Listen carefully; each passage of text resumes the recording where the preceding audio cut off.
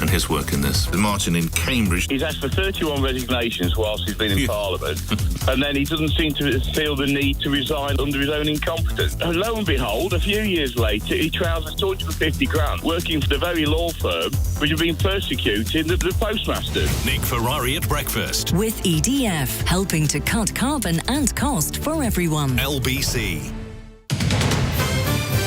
This is LBC from Global, leading Britain's conversation. Cross Question with Iain Dale. Hello, very good evening. It's Wednesday's Cross Question. We have an excellent panel for you tonight. Kate Andrews is here, economics editor of The Spectator.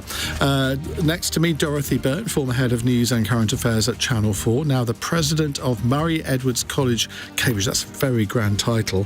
And author of the book, Trust Me, I'm Not a Politician. Somebody who is a politician is Baroness Stowell, Conservative peer, who's the party's former leader in the House of Lords and a former chair of the Charity Commission.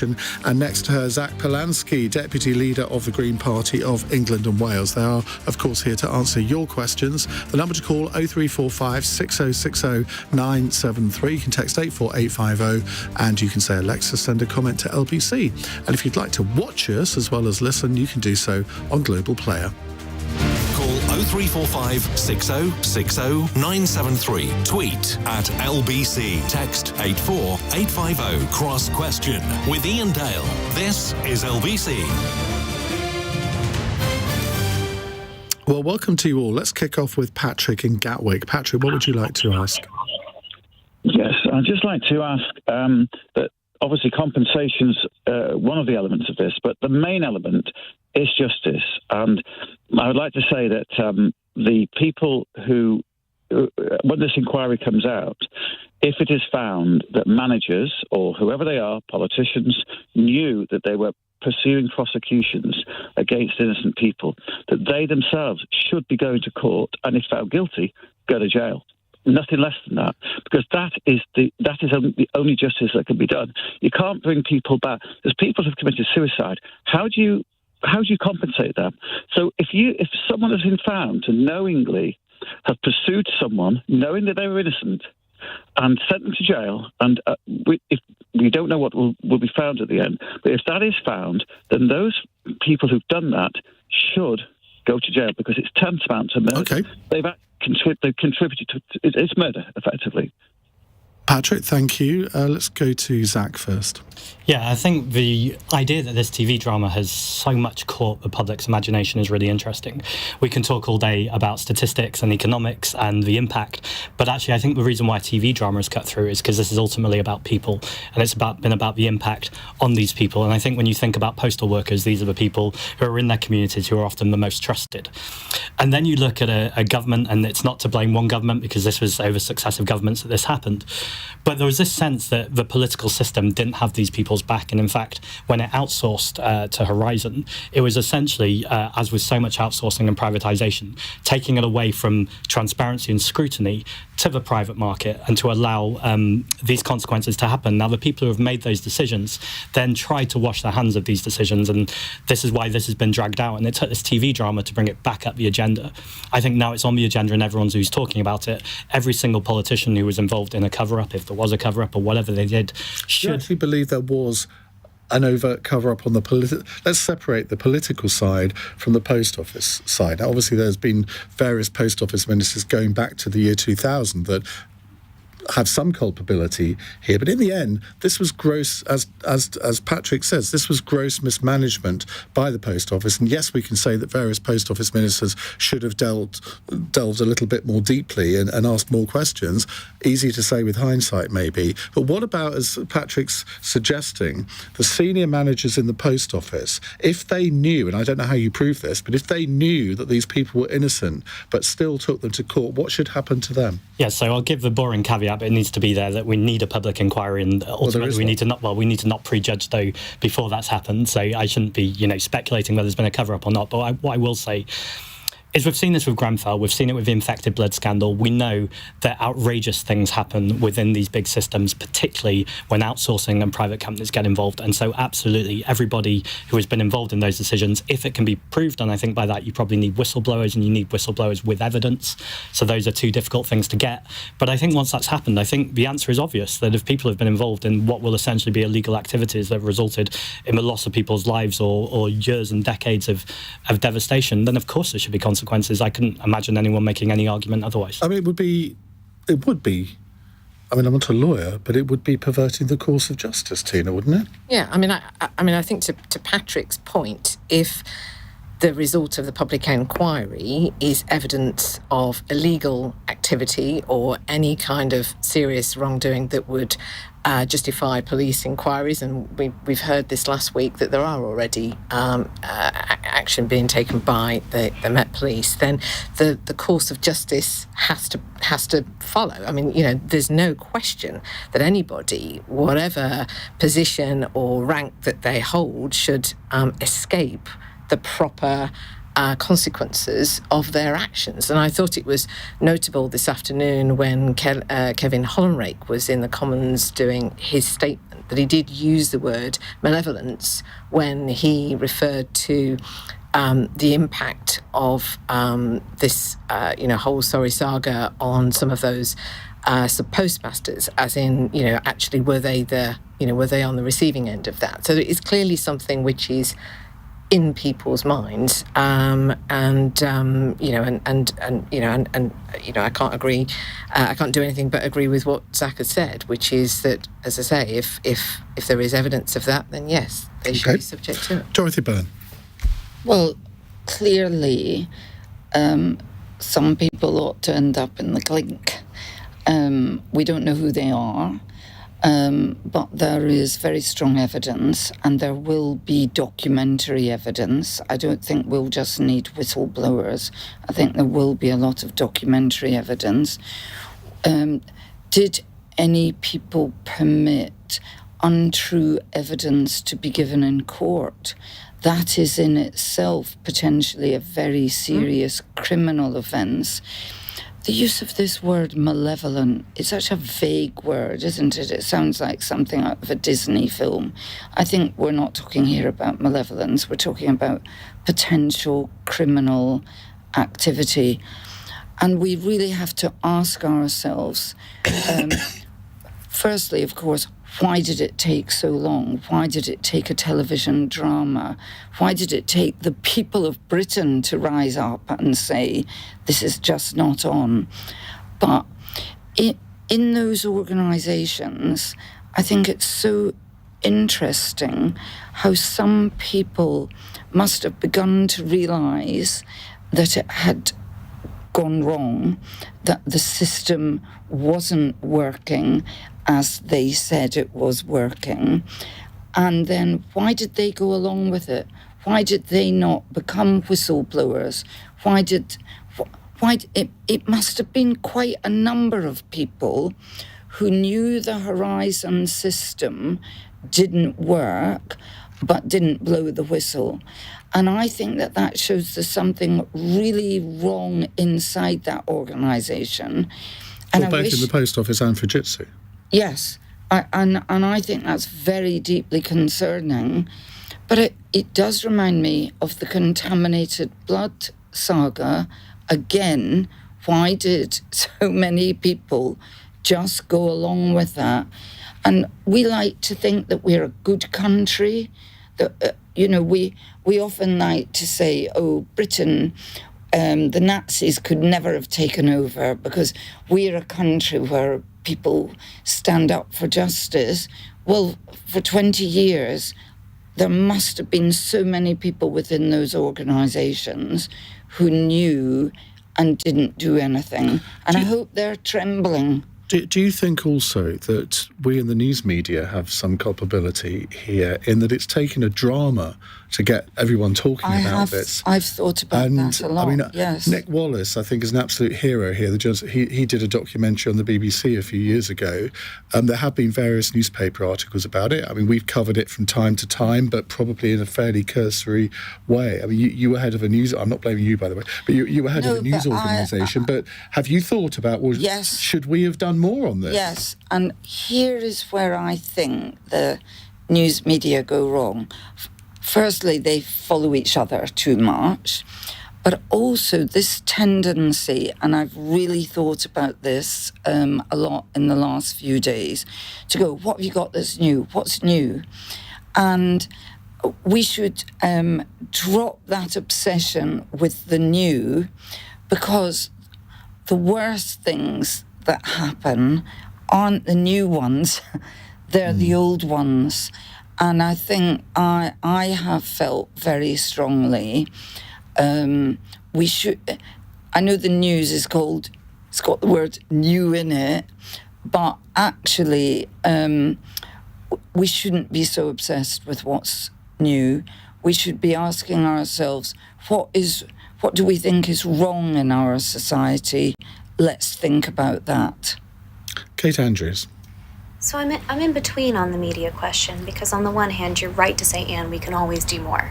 And then on the other hand, you just pointed to various examples, the BBC documentary being excellent, where you do have a lot of those personal stories, in which it was covered pretty extensively. And I think the problem is just that the emphasis is always on Westminster. It's not... Kate, we're having a problem with your microphone, so we'll come back to you on that, but maybe you can lean into it a little more when we do come back to you. Zack, I mean, you've been around the media a bit. I mean, do you think that what Dorothy and I have been talking about there is actually sort of on the money? That, I mean, when Nick Wallace's documentary came out, you might have then expected the rest of the media then to follow it up and it become a big thing then. And I mean, it was a big story in some ways, but it didn't get the traction that this drama has. I entirely blame you. Well, not you personally. No. More seriously, though, I do think there's a lot to be said for the ecosystem of the media. Listening to Kate there, I think she makes a fair point about the BBC documentary did cover this.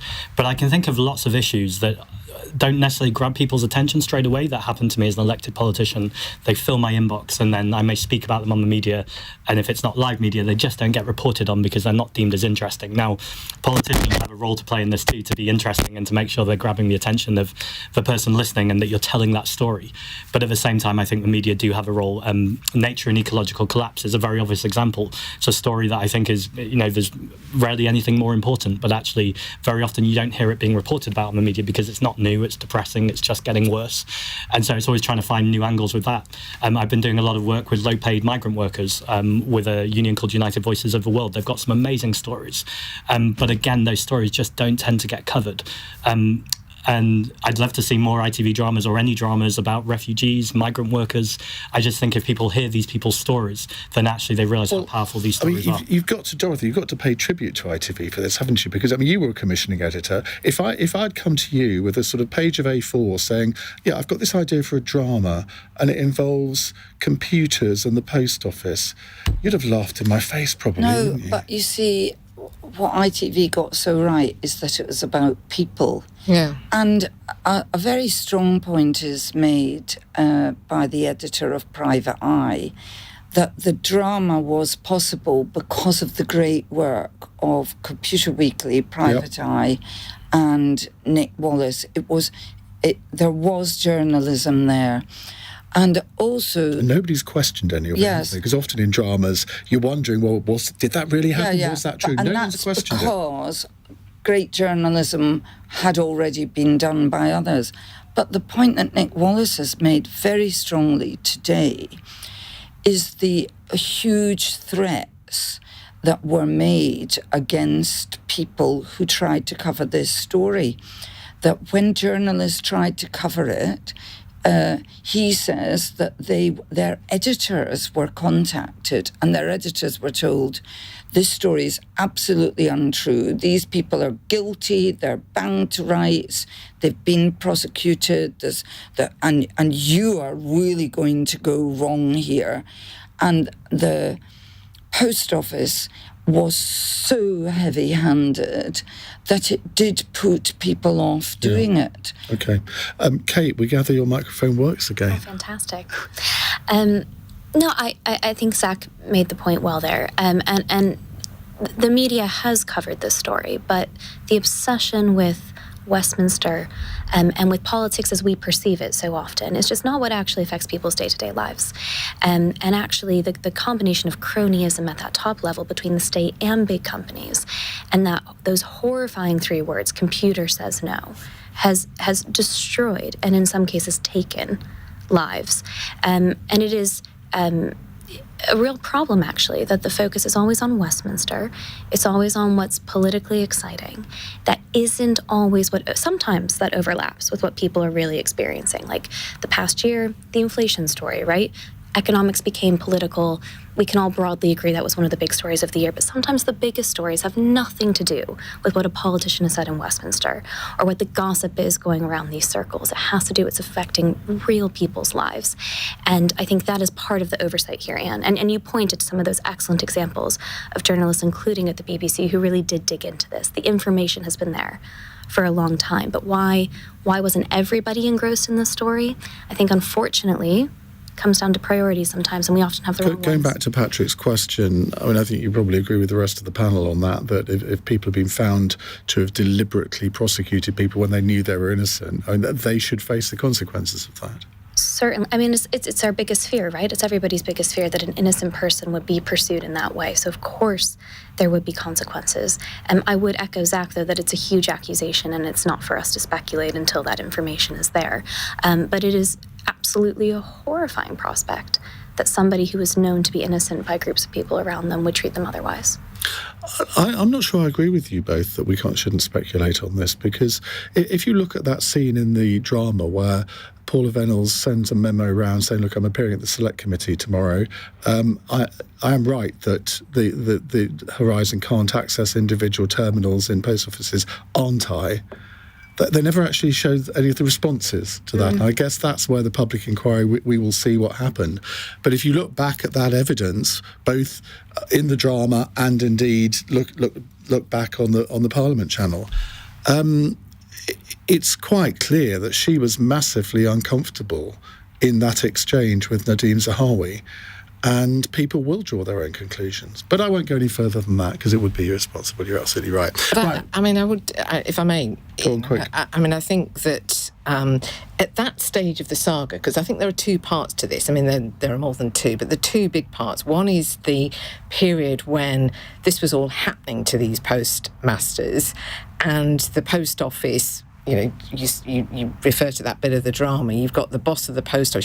She's clearly convinced herself that, you know, she's right, her organisation's right, what everybody's telling her is right. And what I think has been so shocking to people is the fact that postmasters, who represent the epitome of good, upstanding citizens, are dismissed, you know, even though there's so many of them raising concerns.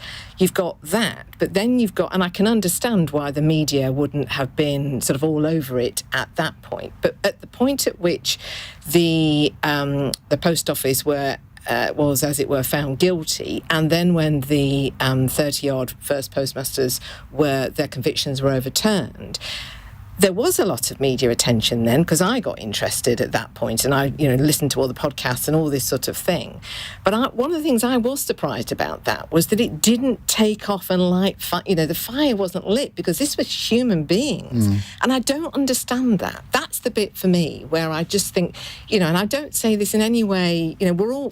To me, this whole saga, it's a verdict on all of us. We've all failed. I see it very much as a sort of insiders, outsiders type sort of story, really. So I'm not, but I think, I would ask, when the media is thinking about where they may have done things differently, I would certainly concentrate on that point. That's for me where there wasn't... Well, I think the most surprising thing out of all of this is that Paula Venables was ever considered to be Bishop of London. Oh, I love that was a revelation, wasn't it? It's just... Just imagine if she had been appointed. She could be the Bishop of London now, and she could pray for herself. God. It does, and also though, and I do think this is, the questions about who nominated her for a CBE, who allowed that to pass their desk without questioning, because she'd been found guilty. That presumably will come out, because there have to be records of who's nominated people for honours. Yes, so somebody somewhere has got that. Who thought it was a good idea to make her a Ned of the Cabinet? Very quickly, because for racial abuse as well against ethnic minority sub-postmasters is a story that's not being reported on, but I think that's increasingly coming to light, and I think that's a really important aspect. We had one on tonight. Apologise. Yeah. Well, thank you, Ian. You're doing a good job. Right. We are way over where we should be, but that's the nature of a panel discussion programme, isn't it? It's 21 minutes past 8. LBC. Hello.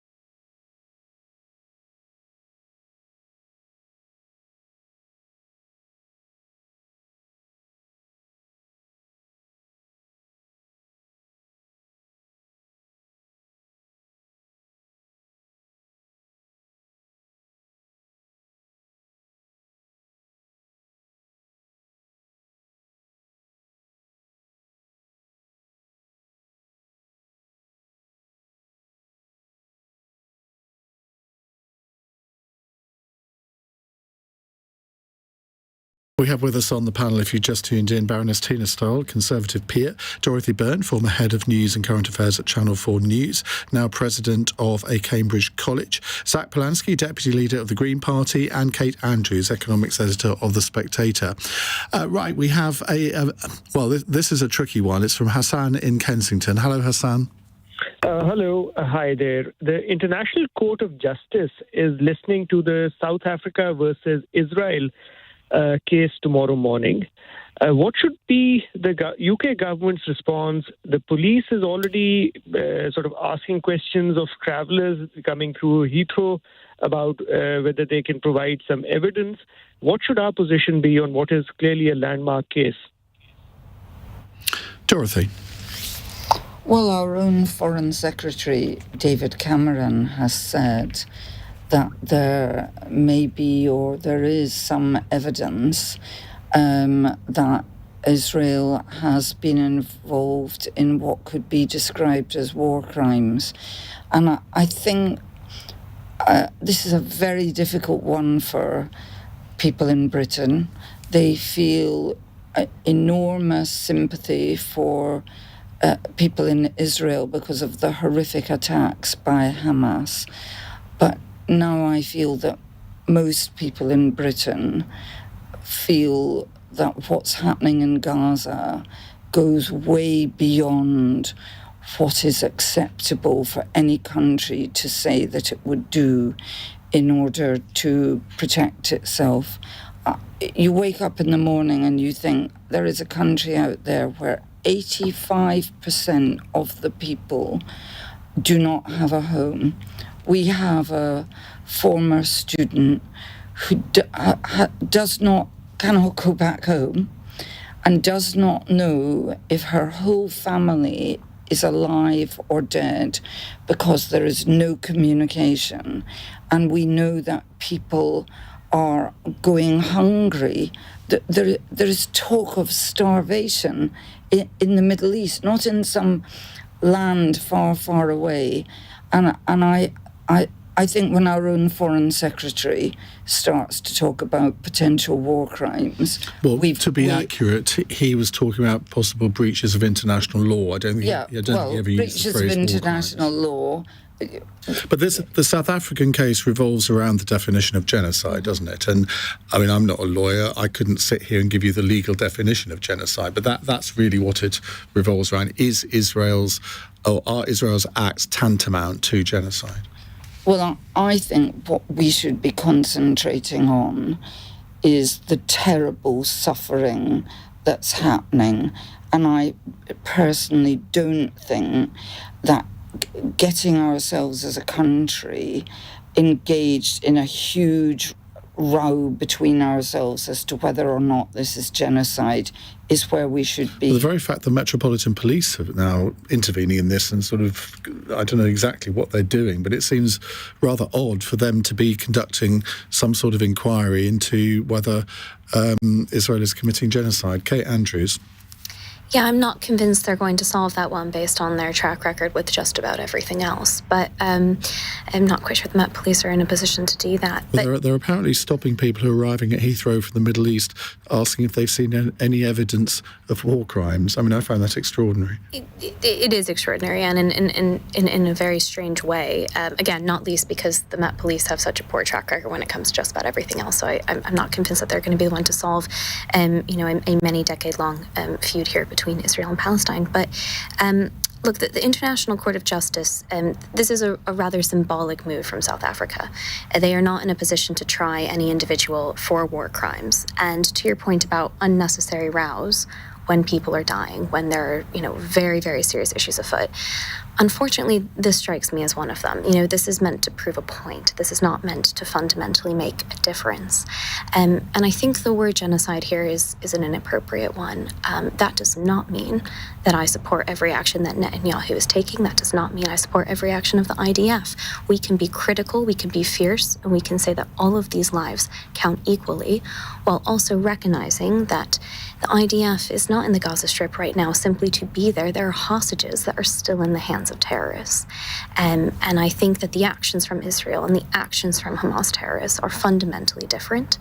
And that is not to excuse any instance where something has gone badly wrong, but it is to say that Israel and the IDF are, they're dropping flyers when they plan to be in an area. They're calling cell phones to get people out of dangerous areas. We can say this is not enough. We can certainly look at the death toll and say that this is fundamentally tragic and still not fully acceptable. But I would not use the word genocide. Okay. I think that's an inappropriate comparison.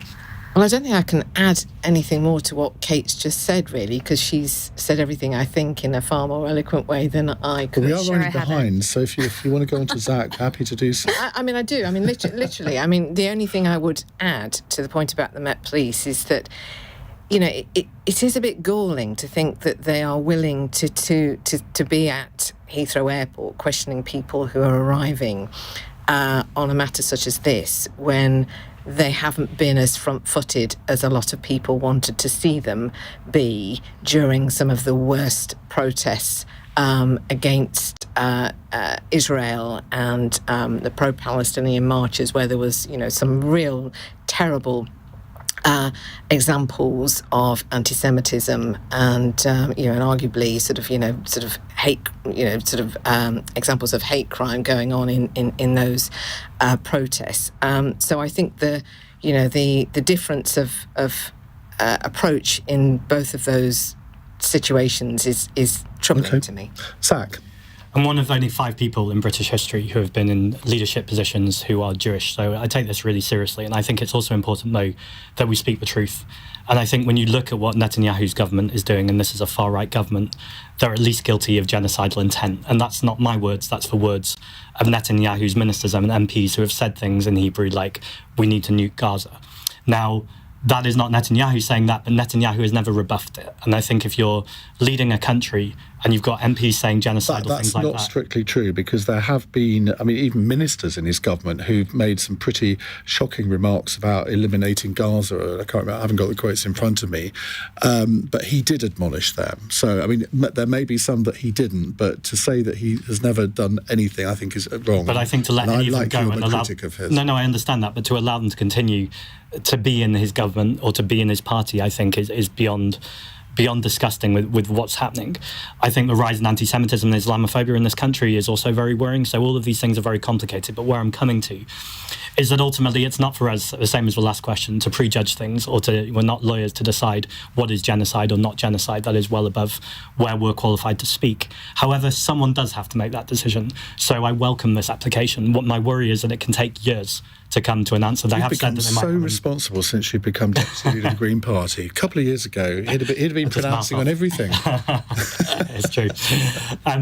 I just think, I worry that it will take years to come to an answer, but actually I think they've indicated that they will come to an interim decision within a couple of weeks or a few weeks. And I think that is really important, because ultimately there's no way of saying this which isn't grim. People are dying, innocent people are dying, and we need a ceasefire, we need to end the violence, and ultimately being able to call this what it is will enable more international cooperation to be able to move towards that. But just because innocent people are dying, that doesn't necessarily make it genocide, does it? No, not at all. And innocent people can die in wars. But I think it's for what we're seeing nightly on our TV screens and streaming on our phones. It's for even, I know you've had the Israeli ambassador on your show a couple of times, I think, for an hour. I just think some of the things that she's said and still hasn't been revoked by the Israeli government, which for me is condoning the things that she's saying. And I think the things she's saying are awful. And I was at a synagogue a couple of weeks ago and a woman cried on my shoulder and just said, it hurts so much more that it's Jews doing this. Now, of course, that is not Jews all around the world, and it's not me as a Jewish person, but it is an Israeli government that is inextricably linked with Jews, and I feel it's important as a Jew in a leadership position to call out these actions. Well, I understand that the ambassador's interview with me is actually featuring in the South African case. So okay. Never thought I'd be quoted in the International Criminal Court, but there we go. It's 8:32 on LBC. Continue listening to Cross Question. We have another half an hour of your questions to put to our panel. It's 8:32 News Headlines with Charlotte Morgan. Lawyers are warning against setting a precedent of government interference in the justice system after the announcement of blanket laws to exonerate sub-postmasters caught up in the Horizon scandal. Many post office branch managers have spent decades trying to prove their innocence after being accused of theft or fraud due to an IT glitch. The US Secretary of State says there'll be consequences if Iranian-backed rebels continue to attack ships in the Red Sea. There are fears of supply chain delays, with many ships taking longer routes to avoid the risk. And the chief executive of HS2 has told MPs the estimated cost has risen by up to £10 billion. Addressing the Transport Select Committee, Sir John Thompson's blaming rising costs of construction materials. LBC weather, a chilly night for most, light rain moving into northeast England as well as southern and eastern Scotland, an overnight low of -5. This is LBC.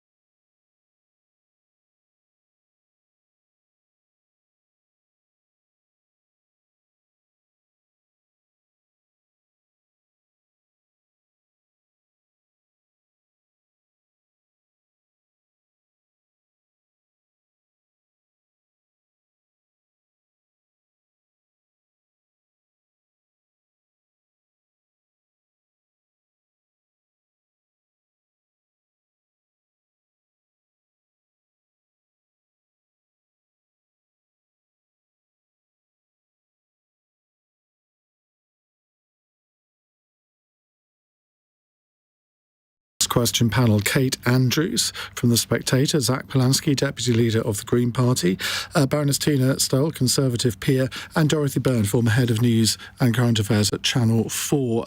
Dorothy, just a brief word about Channel 4's Chief Executive, Alex Mahon, has confirmed to the 1,200 staff that a round of major job cuts is looming as the broadcaster seeks to hasten its shift to streaming. What does that indicate about Channel 4's future, Dorothy?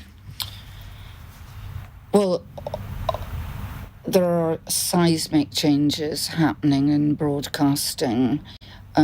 This is prompted by a massive slump in television advertising, the biggest since 2008.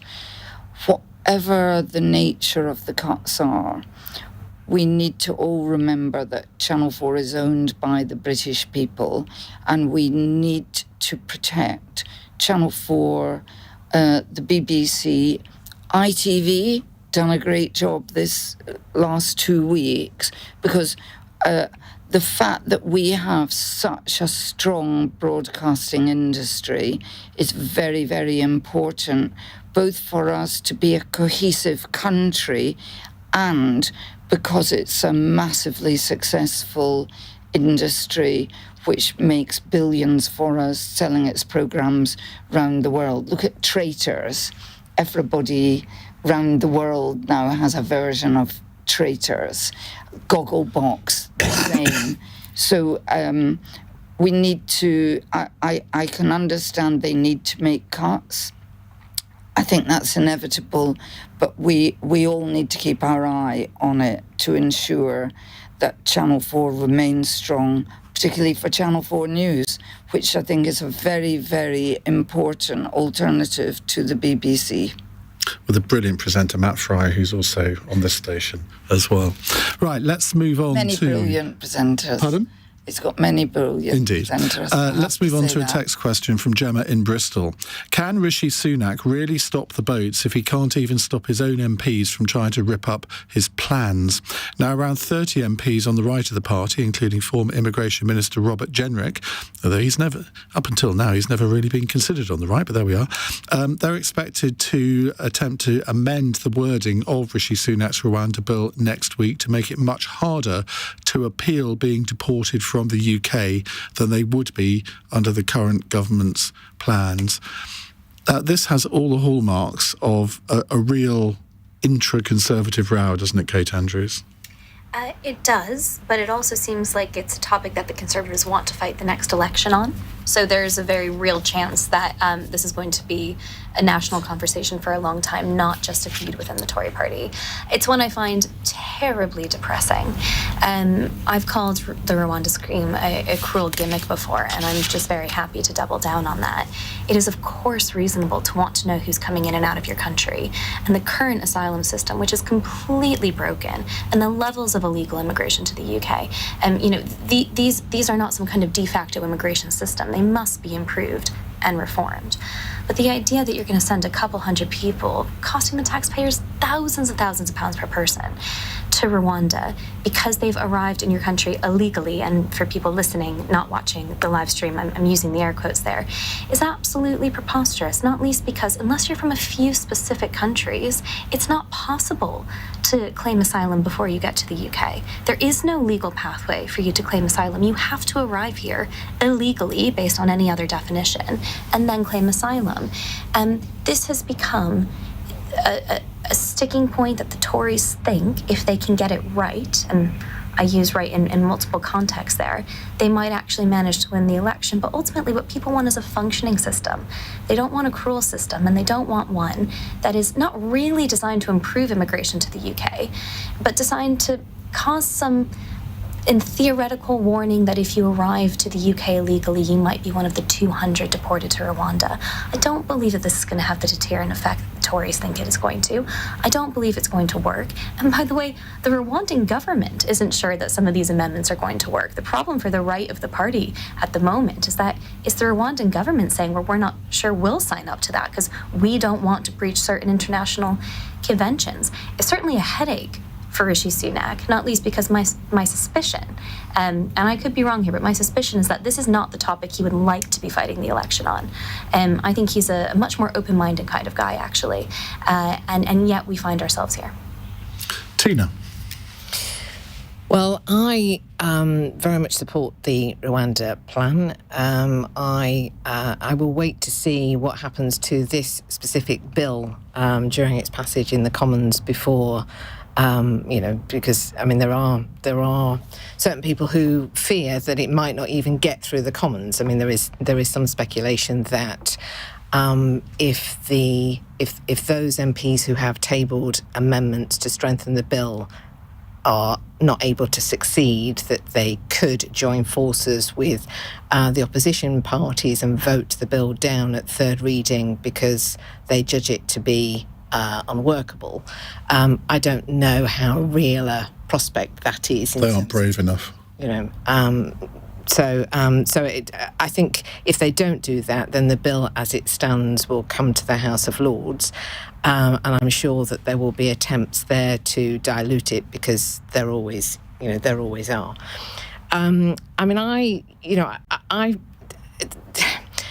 I think this topic of immigration, both illegal and legal, is one that matters to a vast number of people in our country. I think it was interesting that you said... For the right reasons? Yes, I do, actually. I think that when it comes to illegal immigration and the what we've seen in terms of, the boats crossing the channel over the last couple of years, I mean, people feel, incensed by the fact that there is the sort of unfairness of it, really, that people are using sort of methods such as that when many of them, if not most of them, are economic migrants who have very good reasons, personal reasons, to want to better themselves and leave where they are coming from, but are going about it in a way which is completely counter to what we would consider to be, proper, and we were talking before about following sort of the letter of the law, about sort of just upholding those kind of various principles that are important to us.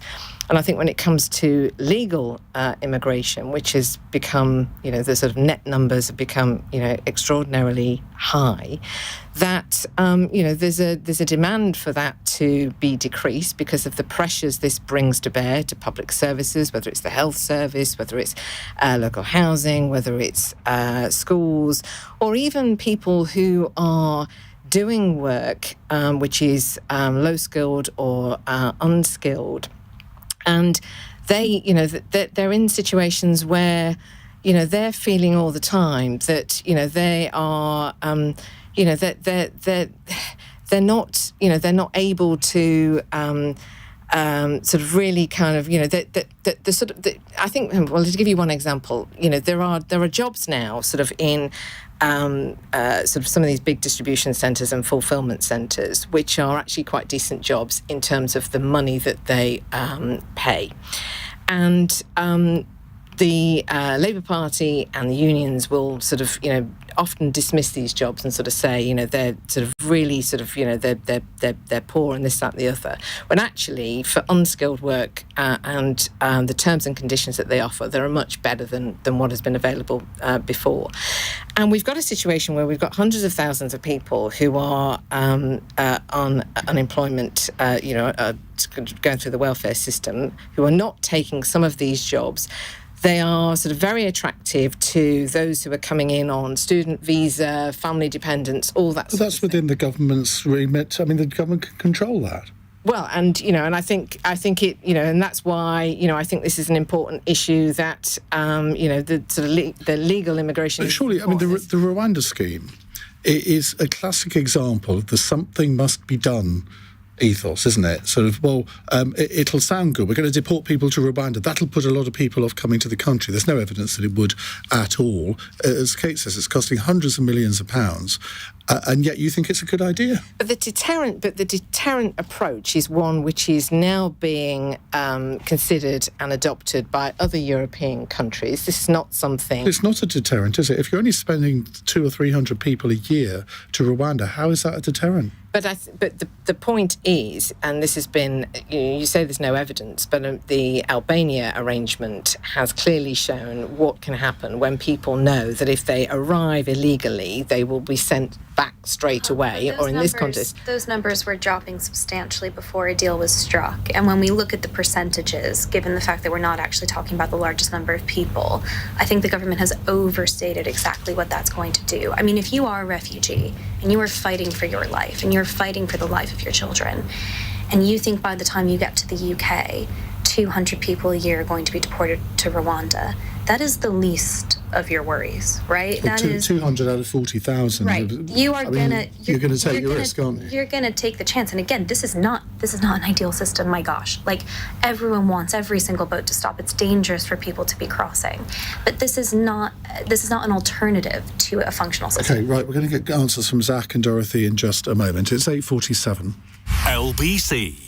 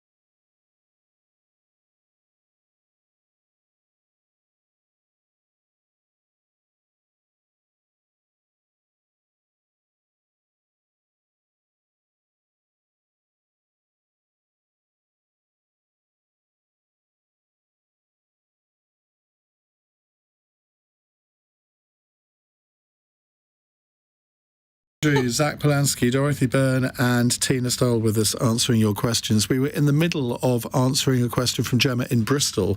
Can Rishi Sunak really stop the boats if he can't even stop his own MPs from trying to rip up his plans? Now, we still have to hear from Dorothy and Zack. Now, reasonably briefly, if you can.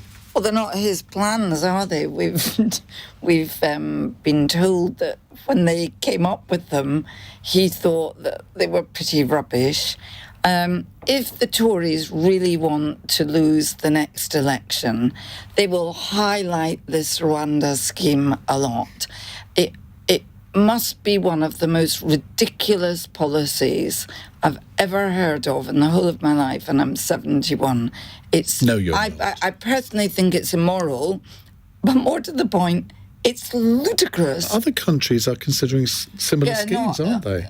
they're not considering this scheme. Well, not this one. Nothing is as similarly ludicrous as this scheme. And you rightly point out, these are people coming who are absolutely desperate. They're not coming, for a nice holiday job picking apples. They're coming from countries like Eritrea and Iraq and Afghanistan. Think of all the risks that they face in their own country and the risks they face coming here. The idea that they're going to be put off because possibly 200 people will go to Rwanda, it's just fatuous. And the British people know it's fatuous, and to me it symbolises the fact the Tories seem to have run out of ideas. Zack. Where is the humanity? Where is the compassion? This is the most depressing debate, and we've just heard it now. This is the definition of punching down.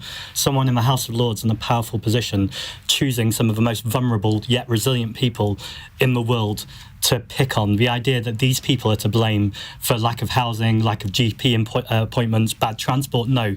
That is a result of 14 years of Conservative austerity. And to hear Keir Starmer today doing a Nigel Farage tribute act in the House of Commons, saying to Rishi Sunak that he's lost control of the borders.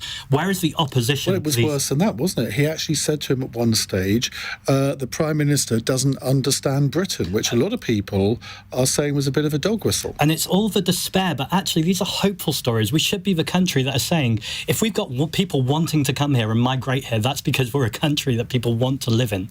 And ultimately, we need those positive, hopeful stories about how migration has benefited this country in the past and how we can continue to build. But we can't allow everyone that wants to come here to come here. I mean, we can say it's great that they want to come here. We should be proud of that. You're absolutely right. But in the end, every country has to have an immigration system and to be able to control its borders. So I think there's two things there. First of all, on so-called illegal immigration, we need safe borders, safe legal routes. That's a very obvious way to resolve this and to stop the boats.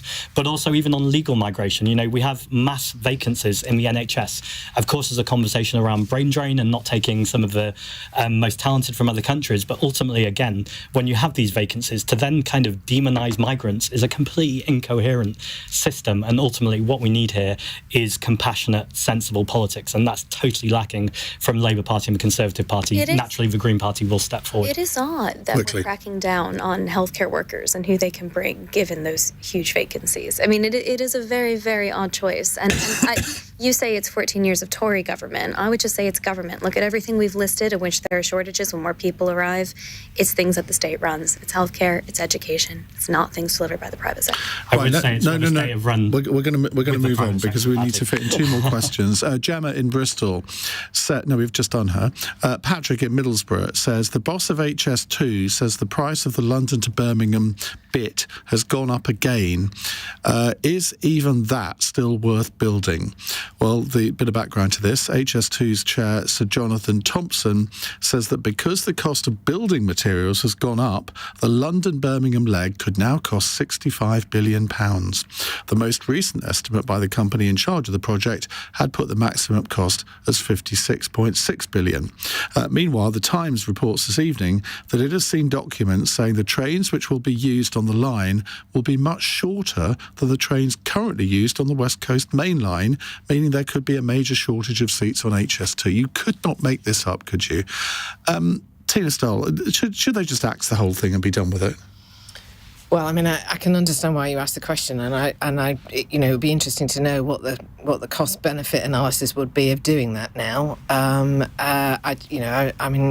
I despair really. I was a supporter of HS2, and I was a supporter of it going very much up the East Coast, because where I'm West from. Coast. Well, it was going to go up to Manchester, but there was also a limb that was going up to Leeds. And where I'm from in Nottingham, one of the big sort of conurbations that was going to be created, because it's certainly not a conurbation at the moment, is Towton. And that was going to be in just outside of Nottingham. And the prospects of this... Was there a big civil war battle there, I think? I think you're right. Okay, well, that one's passed me by. But anyway, but you know, and the opportunity and everything that was coming with this was so exciting, and that sort of got sort of scrapped once the decision was to cut that bit, and then as we know since then we've now gone back to sort of we've lost the West Coast bit and we're now just down to London to Birmingham.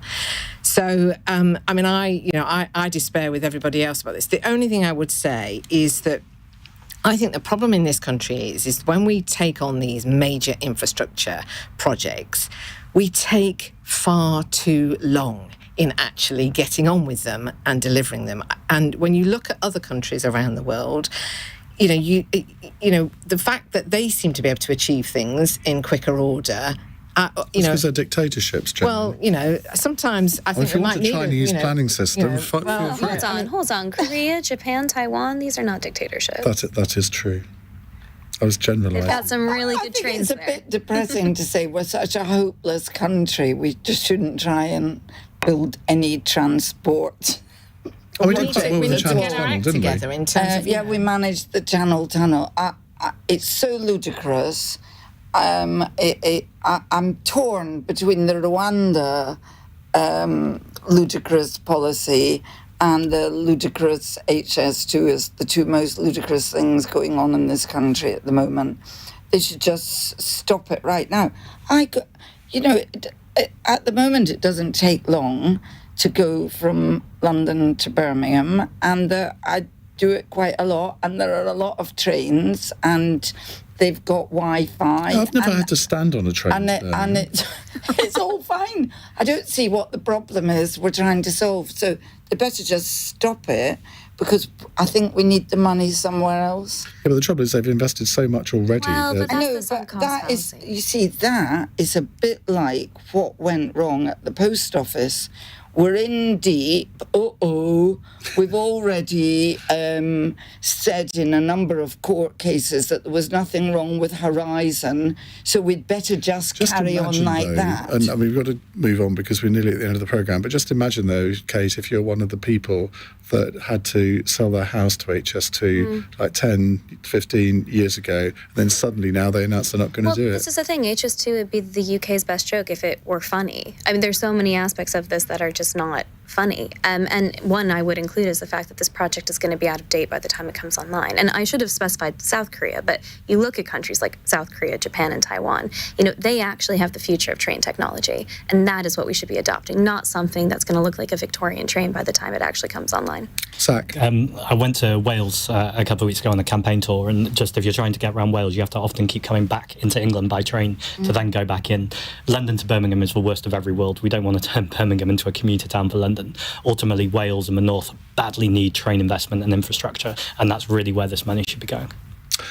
Admirably concise, which means that we can have our fun question for the end of the programme from Eddie in Salford, who says, Greggs is opening 160 more branches, saying they want to expand even further into the south of England in particular. If you can only go to one fast food chain from now on, which would it be, Kate Andrews? It's such a tough question. What I know is that it's at a service station. I just know that fast food tastes better at a service station. So I think it's just going to have to be like a classic McDonald's at a service station. Location matters. Very unimaginative. Dorothy? It's just good. Well, I have exposed every fast food outlet in this country, so I can't eat in any of them. And I'm that boring middle-class woman who goes to Pret-a-Manger and looks really closely to see how many calories there are. So I am a boring person. Is Pret fast food? Yes. Is it? Yes. All right, well, that's probably my more, go-to. so it Great lemon feel cheesecake, better. by the way. Tina? Well, if I mean, this is going to be very boring. So if Pret counts, I'd say Pret. But like Kate, if it's not, I'm afraid it would be a McDonald's for me because it's a safe bet. Some Green councillors up north took me to Pound Bakery, which were doing vegan sausage rolls way before Greg. So Pound Bakery for me. I've exposed vegan sausage rolls.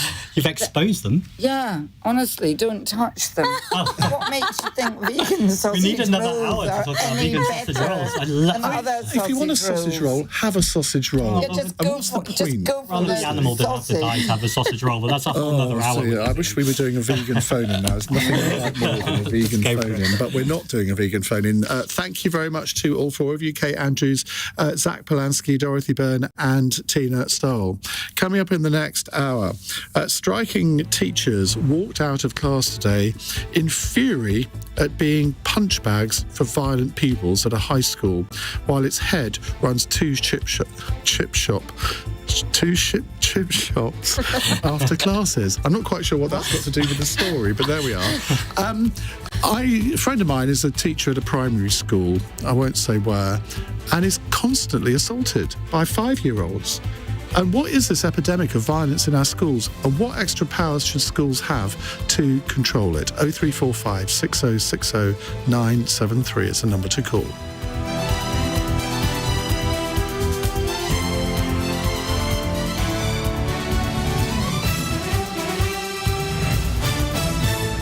On your radio, on Global Player, and Play LBC. leading Britain's conversation.